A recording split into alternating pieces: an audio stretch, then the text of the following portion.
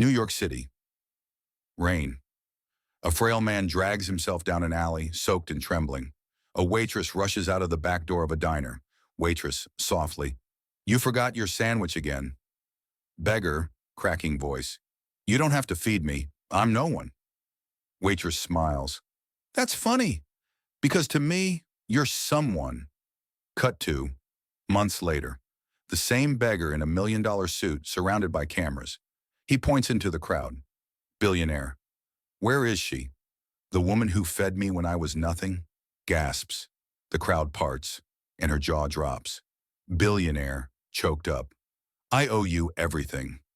Elena Morales was 26, a single mom, and working double shifts at Mel's Diner just off 8th Avenue in Manhattan. Life hadn't been kind to her. Her ex ran off before their daughter turned 2, her rent was 3 months overdue, and her car was more rust than metal.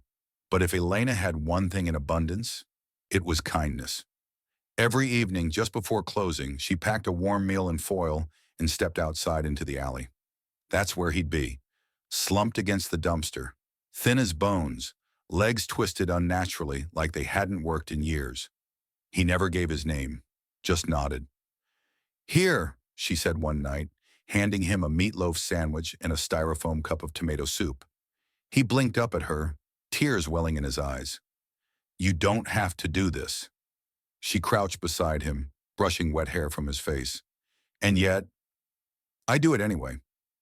He didn't beg, never asked for a thing, but every night he was there, rain, snow, or shine. Elena started leaving extra bread, a blanket from the lost and found, and once a small box of her daughter's old books.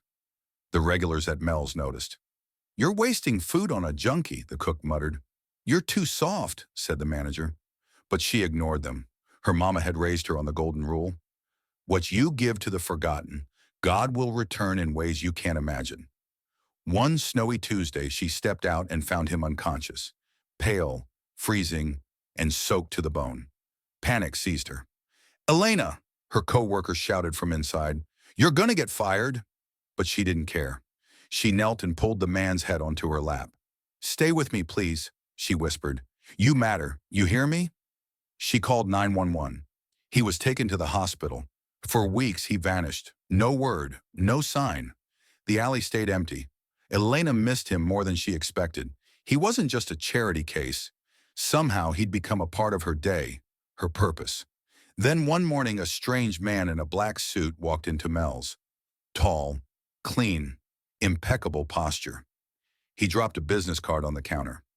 "Do you know a woman named Elena Morales?" Elena turned from the back and froze. The man stared at her with something between awe and disbelief. "I'm looking for the woman who saved my brother's life." Her heart skipped. "Brother?" she whispered. The man leaned in. "You fed him, every night, when no one else would." Elena's knees weakened. "Is he okay?" The man smiled. "More than okay. He's alive, and he's asking for you." Elena couldn't breathe. The man across from her looked like he belonged on a Forbes cover. Tailored Armani suit, Rolex glinting under the diner lights, and a black SUV parked outside, like something from a Secret Service detail. I don't understand," she stammered. He offered a gentle smile. "His name is Jameson Cole, but to the public he's been missing for over a year." Her brows furrowed. "Jameson Cole? You mean the Coltech guy?" The man nodded. "Founder, CEO, worth $8.6 billion before the accident. Everyone thought he was dead." Elena nearly dropped the glass she was holding.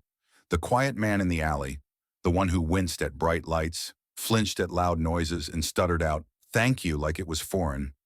That was Jameson Cole? She sat down slowly. "He didn't even have shoes." The man chuckled softly. "He didn't want them. After the helicopter crash, he had brain trauma. His legs were crushed. He escaped the hospital completely disoriented. Didn't trust anyone. For months we searched. We thought He paused. Until one day he came back, just walked into our estate, limping but alive.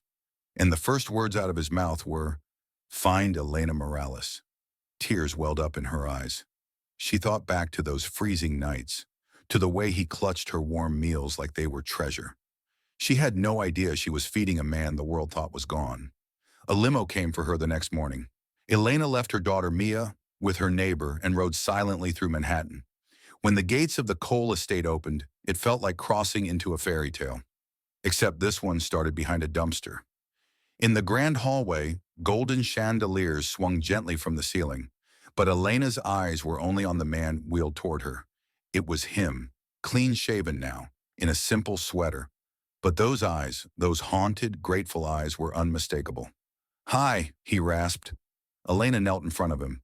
"You're real," he smiled. "You saved my life. Every day." Her throat tightened. "You didn't even know me." "I didn't need to," he whispered. "You saw me, when I didn't even see myself." He reached into a velvet-lined box beside him and pulled out a letter. Elena unfolded it with trembling fingers. It was a certified document, with her name listed as the founder and full owner of something called the Morales Foundation, a new nonprofit organization already funded with $10 million. She blinked. "What is this?" He looked at her, his voice cracking. "It's yours. I want you to feed the world, the way you fed me." 3 weeks later, Elena stood at the podium of the Grand Liberty Hotel in Manhattan. Flashbulbs popped. Reporters leaned in. A massive banner hung behind her. The Morales Foundation, feeding hope, one life at a time. And seated beside her, flanked by security smiling like he hadn't in years, was Jameson Cole.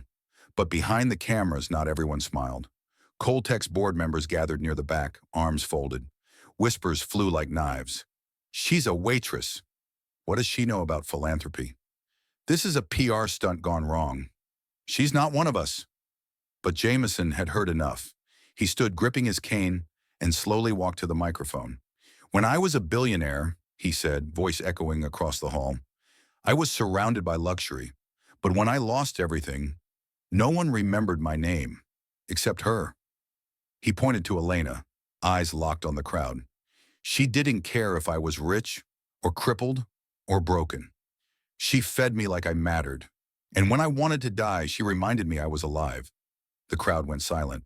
"Some of you look at her and see a waitress. I see a lifesaver, a hero.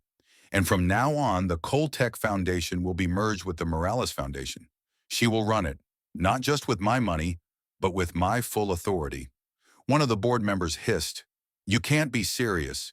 You're gambling your legacy on a woman who works the night shift at a diner?" Jameson looked him dead in the eye. "She gambled on me when I was a beggar with no name. This isn't a gamble. It's justice." That night, Elena returned home to her tiny apartment, emotionally drained. Mia came running, arms wide. "Did you help the man again, Mommy?" Elena smiled. "He helped me this time, baby." Months passed. The Morales Foundation expanded to cities across the country. Mobile kitchens, shelters, rehabilitation programs. Every meal served came with a card that read, "You matter. You are seen. You are not forgotten." And Elena? She still visited Mel's once a week, not to serve, but to sit, have coffee, and quietly pay for someone else's meal. She never forgot the alley, the cold nights, or the man who once whispered, "I'm no one." Because now the whole world knew he was a billionaire. And she was the woman who saved him.